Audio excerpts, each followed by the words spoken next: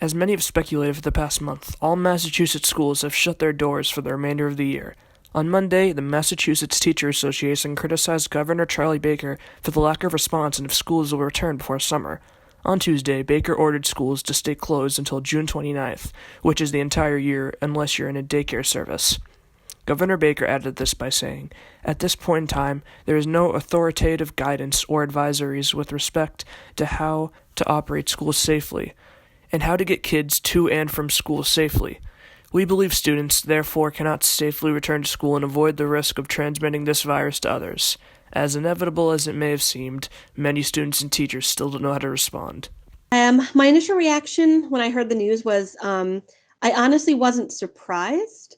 I was kind of anticipating this, but at the same time, I was still holding out that small inkling of hope that we would actually get to go back in some capacity.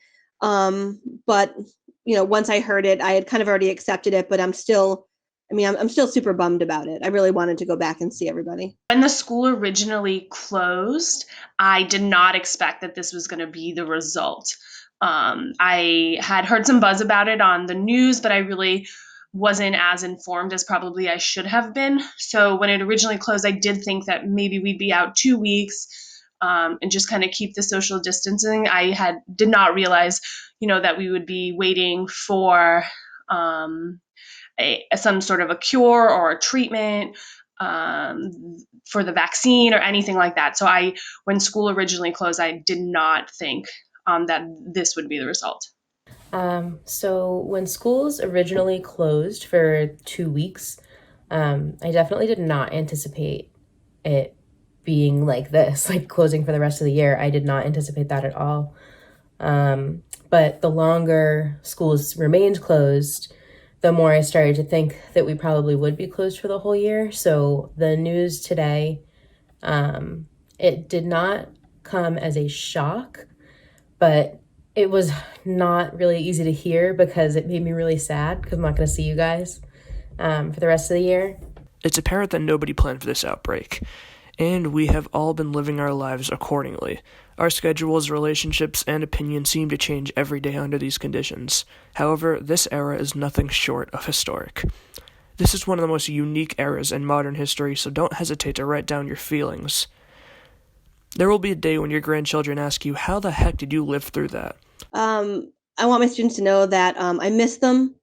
I truly love them all, and it makes me sad that I don't get to see them again before the end of the school year. We didn't get to finish out together, so I miss you guys. I love you guys, and just keep reaching out to me because I love hearing from them. But the biggest thing is just know that you can reach out if you need to. Know that I'm here. I'm thinking about you guys every single day. I miss you guys, and I'm doing everything that I can to come up with lessons and things to do online that aren't terrible. I would like to send a message to my students and all the students of Holbrook Middle High School to really take care of yourself.